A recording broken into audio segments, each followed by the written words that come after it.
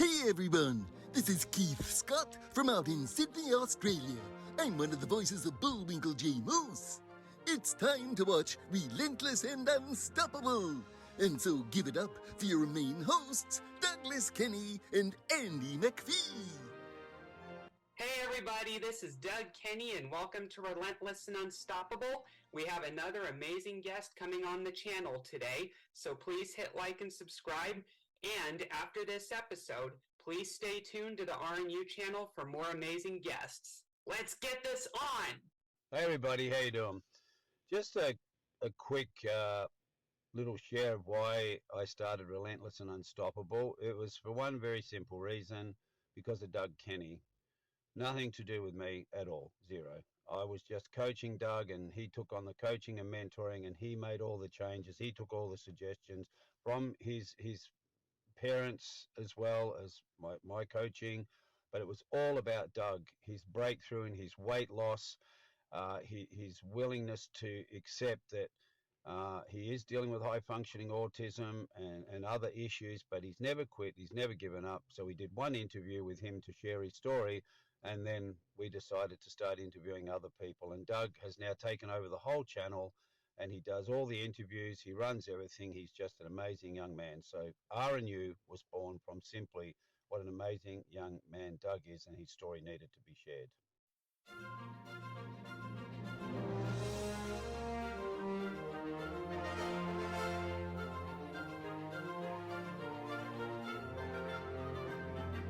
Yeah. So I quit processed sugar, and now I have fruits, veggies, and meats and protein shakes as my diet pretty much. And it's paid off. It really has. So you've lost 200 pounds? I've lost, let's see, when I quit soda, I was like 310, 320 pounds. And now I'm at 190. So that would be, let's see, that would be 110 pounds? Almost 120. Oh my No, exactly 120. That is really something. Well, congratulations, because it is really a struggle. I was, let's see, I was at my heaviest, I was like 235, 245. And so when my family started getting diagnosed with diabetes, I had to get it under control. So it has been really a difficult couple of years. My father passed away, then I became the caregiver for my 90-year-old mother, then we moved. So all the things you're not supposed to do, you're not supposed to try to deal with death and moving and all that kind of stuff. All that stuff happened in the space of like 6 months. So that contributed to a lot of my weight loss, because I was just so stressed out and so exhausted from everything that was going on. But my doctor said, I wish you could have lost it in a healthier way, but she said, I am glad that you lost it, because I don't have to take any diabetic medicines or anything like that. I can just control it through my diet alone. Yeah. So you have type 2 then? I have type 2, which is the most common, particularly among communities of color. We typically have been dealing with type 2 diabetes. And type 1 is, of course, you're born. It's kind of a hereditary thing. It's not like type 2, which is usually traced back to dietary choices that develop into type 2. So I'm the only patient she has is what you call a controlled diabetic, where I don't have to take any medications. I monitor what I eat. I know what to eat. I get enough exercise. And I know how to live a healthy lifestyle where I don't have to take medications, because I really did not want to be on insulin. I did not want to have to be dependent on pills. And so it's just made a lot of difference. Being able to teach myself how to cook differently has made a lot of difference as well. I should mention as well, and that's good that you're controlling your diet and all that, but I should mention as well that my soda addiction was the reason why I never drink alcohol or do drugs either, because if I barely survived a soda addiction, yeah, I don't want to do those. No. And, I should mention that the school that I went to in Estes, where I read the book and all that, at graduation, they had their students smoke cigars as a prize. And I wasn't at the school anymore at the time. I was at another school. But when I heard about that from my former friends and schoolmates, I was thinking to myself, I would have been flattered at the offer, but I would not have even touched the cigar. What? That is crazy. You're giving It underage is. students a cigar? Yeah, and I saw pictures on my Facebook and everything from those people where they were legitimately smoking the cigar. And when I saw that, I was like, you couldn't have come up with anything better than that and healthier, you I know? could think of a lot of things that would be better and healthier.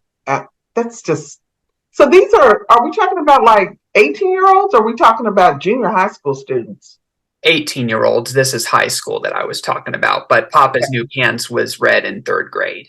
Right. So, but nonetheless, that's not a good thing to give to an 18-year-old. No, I just remember watching it and I just remember thinking it would have been awkward if I was there because I would not have touched the cigar. Because I drew the line at certain addictions like alcohol and drugs and smoking. I'm never going to do Yeah. that. And I take health and fitness very seriously. And I'm also one of those people that says that vaping is not any better than smoking. No. And I think what people don't realize when you're young is that the choices you make when you're young are going to impact you when you get older. It's Mm-hmm. not like you can just, do anything, smoke anything, drink anything, and that's not going to impact your health. Those choices you make um, will come to kind of haunt you when you get older because your body, well, it just face it, your body is deteriorating as you get older and older. Your body deteriorates. It's not able to handle a lot of things that you maybe could shake off when you were young. Um, you probably will form an addiction if you start real young to things that will be hard to break and hard to correct as far as trying to get back on a healthy track when you get older. So you made a lot of smart decisions when you're young. You made a lot of bad decisions when you're young, but you also made a lot of smart decisions in the way that you've chosen to redirect your life and to take charge of your health. Yeah, I'm proud of you. Really if I proud of you. could if I could change one thing from my past, one of the ones I definitely change is at 5 years old when I got that first Dr. Pepper that sparked the addiction. Like I would go back and tell him if I could anyway, but if I would go back and tell him don't drink that bottle. And so was this a 2 liter bottle that you had? No, it was a normal bottle of Dr. Pepper and I was 5 years old and that's all it took for an addiction to start. I've never heard of a soda addiction or the havoc it's wreaked on your life before. So that's something I can add to when I have my lecture series and also discuss diabetes when I'm on radio and television to talk about how something that seems like it's harmless and that we just order out of habit. Um, who doesn't order some sort of soft drink with a hamburger and fries and whatever it is, can turn into something that can seriously impact your health. Yeah. And I overcame it at the right time because if I waited too long, I would have gotten more weight gain and it would have been way hard to beat it than it was. 300, you said you were 300 and how many pounds? I think at most I was 320. Wow. Well, um, and that's one of the reasons why I really, although I love writing for children and the traveling and the presentations and all that kind of thing, I really loved it. Mm-hmm. It became clear to me that my new um, career choice was to present information about diabetes, health, and ways to cook. The problem with most diabetic cookbooks, the food is absolutely tasteless. Um, the ingredients sometimes are too complicated to get, and there's really no reason for that. There's no calories in spices.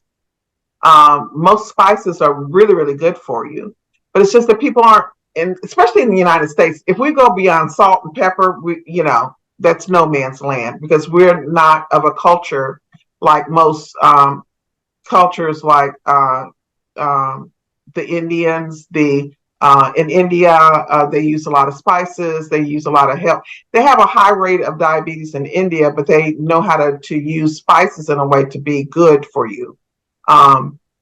In American culture, we are not a spice culture. And so I've been trying to incorporate a lot of that into my cookbooks, into my cooking, and in my lectures to the use of spices so that you don't use as much sugar and salt, and you can do things that are beneficial to add to your cooking to make them flavorful so that, you don't feel like you're being deprived. Yeah, I should mention that Indian food is actually my favorite cuisine at the moment. And it's very, very good for you. It is, and the only thing I eat now that's technically a sweet drink, the closest I've ever had to a milkshake and other things that I've drank in the past that I quit is a mango lassi. It's very Oh yeah. sweet, but it's healthy. Right. And because they're using natural sugars to sweeten it, they're not using you know, Granulated sugar. granulated sugar. And there's a lot of things that you can do, but it's just that people don't know how to do them. That's just not the style of cooking that we have.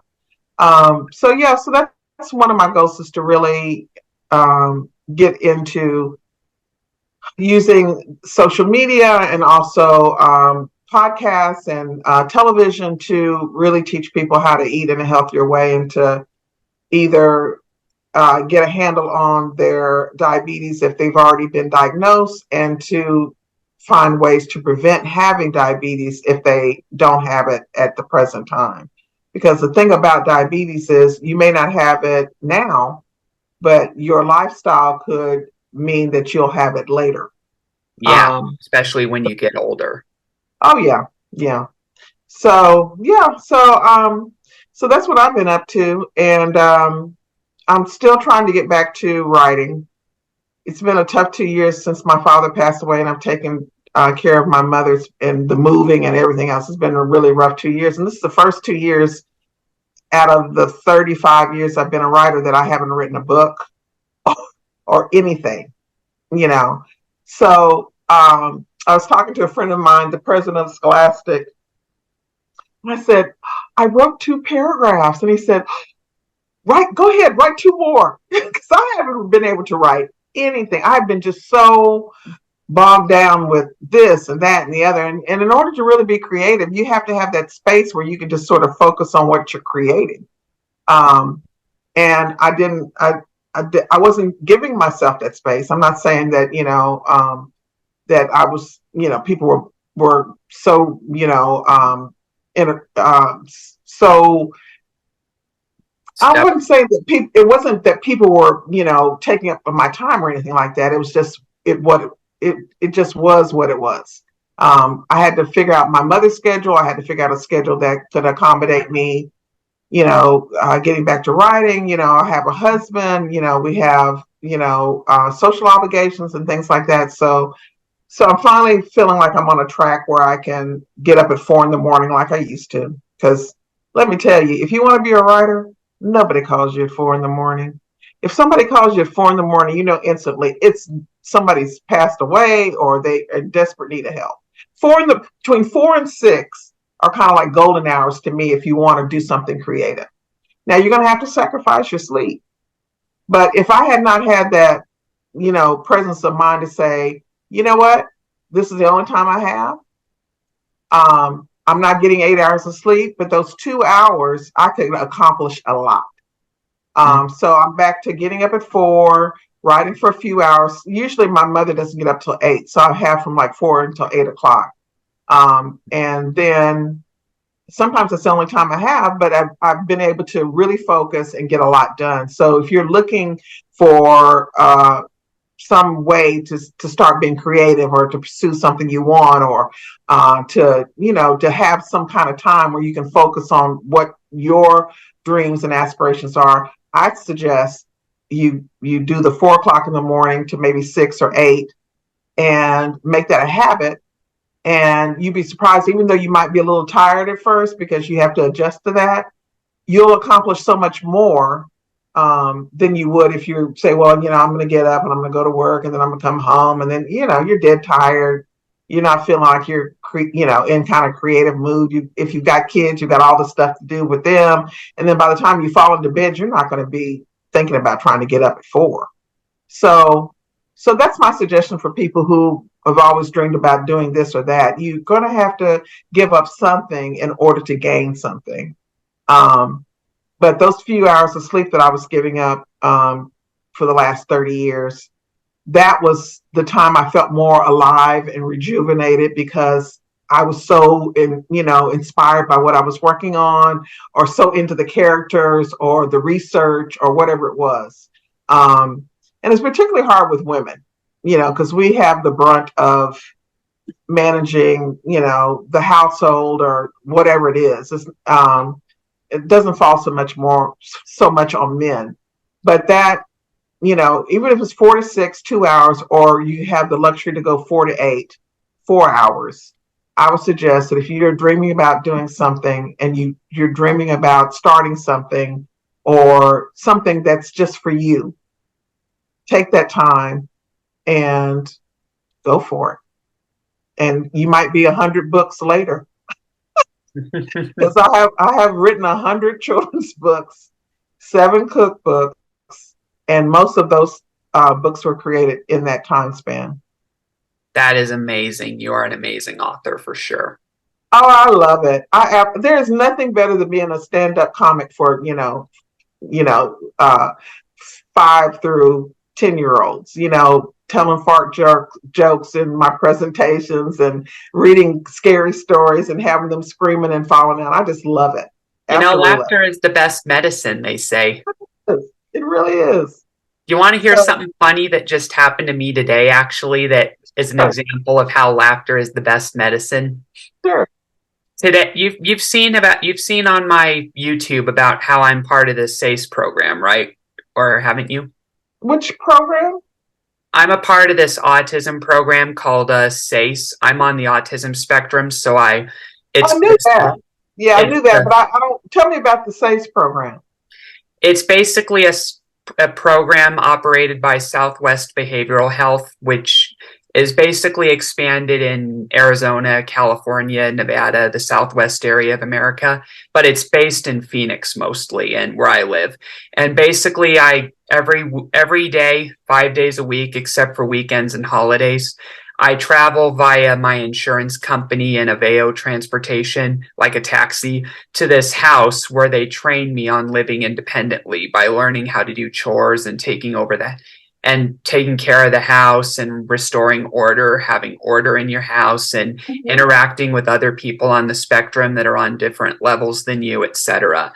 And every Friday, like today, we do an outing where we go out and have fun somewhere in the middle of Phoenix. And today we chose to go to a farm called Mother Nature's Farms, where we got to pick out a pumpkin and play cornhole and do other things. And it's a whole group of people. Like, I think we have like 15 people in the program.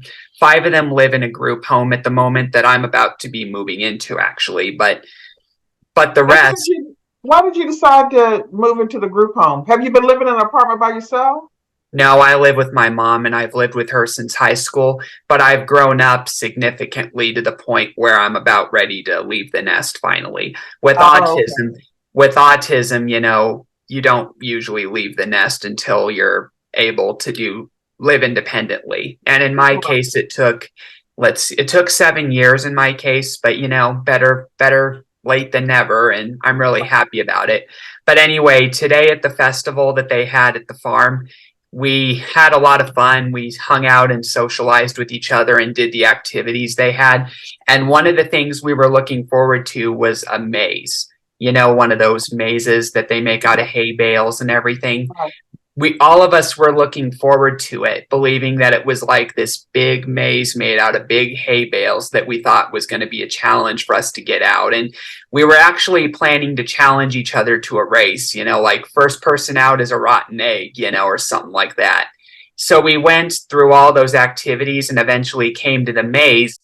And we discovered, to our absolute surprise, that the hay bales that made up the maze were no higher than our knees. And so we figured out that it was a maze for like children. And when we realized it, we were absolutely puzzled and surprised. And I saw the opportunity, like what we were talking about just a minute ago, to make a joke out of it. Because, with our heights, we would have been able to see what the route was to get out. So what happened was I decided to have a little fun with it. While everybody went ahead of me, I stayed behind just so that I could be the last one. And what I did was, the minute I entered the very tiny maze, I pretended sarcastically to freak out. I was like, hey, everybody, I'm lost. Help me. I can't get out. I lost my way. And I was freaking out like crazy, And I was saying things like, call a helicopter, please, because I can't get out of this maze. I'm really trapped. I'm never going to see my family again. I'm not going to be able to do Relentless and Unstoppable. And I was just pretending to freak out. And everybody was all looking at me, obviously. And what was funny was, while pretending to freak out like that, I actually was walking exactly where I needed to go to get out of the maze while freaking out, just acting like, that I couldn't get out. I was being sarcastic, pointing out how ridiculous that kind of a maze was. Right. And you know what? Those kind of freak me out. I don't really like that kind of stuff. I don't like haunted houses. I don't like mazes. I don't like any of that kind of stuff. And I'm real jumpy. If you take me to a scary my family, when we go to like a scary movie or something, they refuse to sit by me because I'm going to be screaming and embarrassing them. Yeah, I know what that's like. Actually gotten up and moved because they did not want people turn around thinking that they were, part of my insanity when I just get really involved in that kind of stuff. I just get really involved in it and it becomes real to me. And so I'm the one that you hear going, talking to the screen, that kind of craziness. Yeah, I know what you mean. But I would say that my sarcasm going through the maze and all that, and the sarcastic freak out, I would say it was amazing. Oh my God. Gee, that's all we have for Relentless and Unstoppable. So tune into the next episode to hear more amazing stories from amazing guests. This is Keith Scott from Sydney, Australia, saying so long, and I'm smarter than the average bear. Gee.